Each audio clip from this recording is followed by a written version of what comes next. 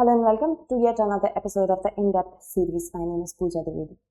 Now, as you can see, this particular segment deals with the banning of lending apps, those apps which ask us to borrow money from it, often at exorbitant cost, but it seems like easy money, so we do it. Refrain, because many cases have been registered which are not completely aesthetic to our eyes. When we see cases of suicides because of these lending apps, it is something that we need to ponder about. A country like India, where funding is an issue, where funding seems very arduous for some people if they go through the commercial route or the banking route. So let's talk about it. The government has banned these apps. The news, what do we know about digital lending, the significance of it, dangers of lending apps. Section 69 of the IT Act, under this only these apps have been banned by the government. The procedure to block such apps, what have the courts said other than that? What are some other instances of the government using Section 69A? In the comment segment, I will also provide a question for you to answer. One thing I would like to say before I begin this particular segment, you can pause this and get a book of polity and try to open up to the fundamental rights section and go through Article 19(1), Clause 1 and Clause 2, because we will try to relate it with this. So, moving ahead, first of all, let us see the news. Centre blocks 200 online platforms under Section 69, Clause A of the IT Act. What is the provision and the debate around it? Moving ahead. First of all, let's talk about digital lending. Digital lending is lending through either web platforms or through apps. And this is by taking advantage of technology. Technology is so, you can say, penetrative in nature right now, especially in a young country like India. It becomes very easy for digital lending to have their space. Banks have also launched their own independent digital lending platforms. If you can name some, be my guest.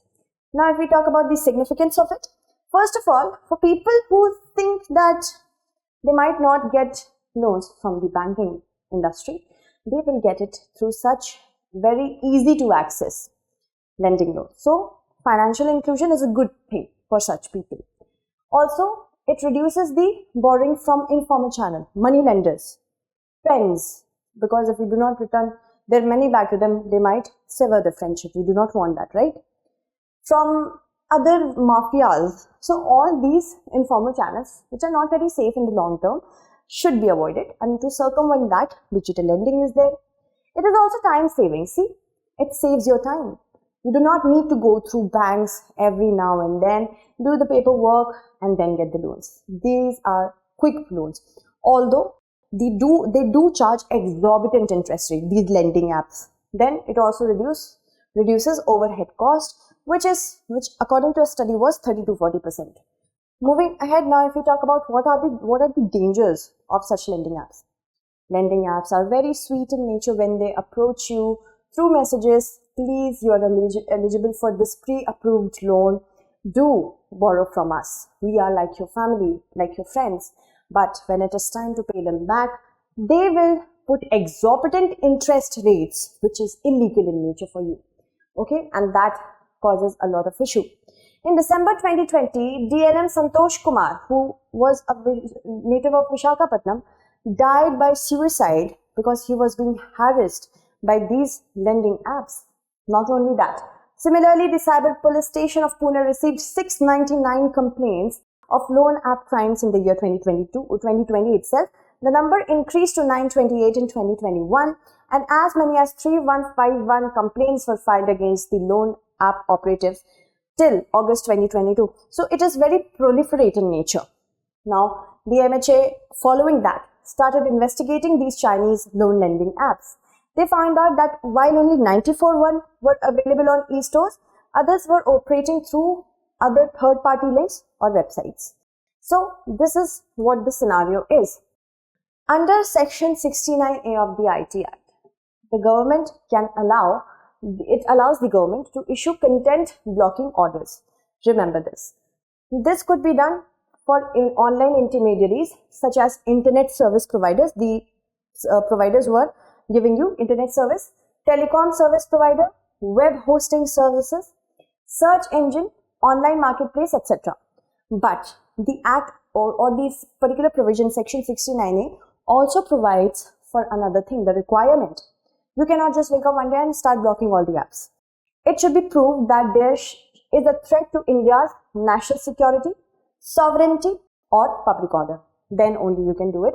If we go by the act, it says that if the center or the state government are satisfied that blocking the content is necessary and expedient on the ground of sovereignty or integrity of India, defense of India, security of states, friendly relations with foreign states, public order, or for preventing incitement to the commission of any cognizable offense relating to above or for investigation of any offense, then it can be done so.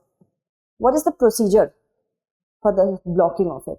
See, in 2009, the Ministry of Electronics and Information Technology has possessed blocking powers similar to those of the Ministry of Information and Broadcasting. Although MeitY derives these powers from the IT Act, but the actual act under which the procedure is there, it is the IT Procedure and Safeguards for Blocking for Access of Information by Public Rules 2009 or the IT Rules of 2009. The IT rules include provision such as review committees, the opportunity for a fair hearing, strict confidentiality, and maintenance of records by designated officers. No recorded instances of the MeitY providing individuals with pre-decisional hearings even while blocking non-emergency content. Okay, moving ahead, now we talk about the courts. What has the court said? In 2016, in the �ශ්‍රේයා versus Union of India case, the Apex Court struck down Section 66A of the Information Technology Act of 2000, in which there was the provision of punishment for sending offensive messages through communication services, etc., saying that this was violative of Section 19(1), Clause 1, Subclause A, and not saved under Article 19, Clause 2. In the comment segment, do tell me what are these two. The plea had also challenged Section 69A of the Information Technology Rules of 2009, but the Supreme Court said that these are constitutionally valid. Beg your pardon, that is Section 69A, not 68A. So Section 69A, unlike Section 66A, which was struck down by the court, is narrowly drawn provision with several safeguards. Blocking can only be resorted to where the central government is satisfied that it is necessary to do so. Such necessity is relatable only to to be subject set out in the Article 19, Clause 2. Reasons have to be recorded in writing in such blocking order so that they may be assailed in a writ petition under Article 226 of the Constitution. Okay. Now, the debate over Section 69A was revisited in July 2022 when the Twitter sued MeitY in the Karnataka 𝐻C over blocking orders. Karnataka blocked certain accounts and Twitter, of course, was not happy with it. So, it sued the Karnataka government. But then comes a catch. The center told the Karnataka High Court that Twitter, first of all, was a foreign corporation and did not have any fundamental or legal remedy. Twitter said that under Article 14, 19 and 21, the different accounts of citizens that Twitter holds, it is against their right. Then the center says, what is your, why are you coming with this issue in the court then? What is your locus standi? Why are you fighting on the behalf of those citizens? What is the reason behind it? Okay. And also questioned what the jural relationship was there between Twitter and its account holder. How would you define it? So the center tried to, tried to make it more clear for the Twitter and the judiciary. So what are some other instances of government using Section 69A? The most importantly, when there was a problem of Galwan clash, then India, the Union Government of India blocked certain apps, 59 apps, including TikTok in the first one. Similarly, on September 1st, 2020, the government banned 118 apps. Then another ban on 49 apps on November 19, 2020. PUBG was also one of them. Recent one was February 14, 2022. The MHA recommended a ban on 54 Chinese mobile applications because data is the new oil. And if you have hostage on data, it can be used against the country. Okay, so China is one of the countries who is very efficient in doing all this. So I hope you understood the matter.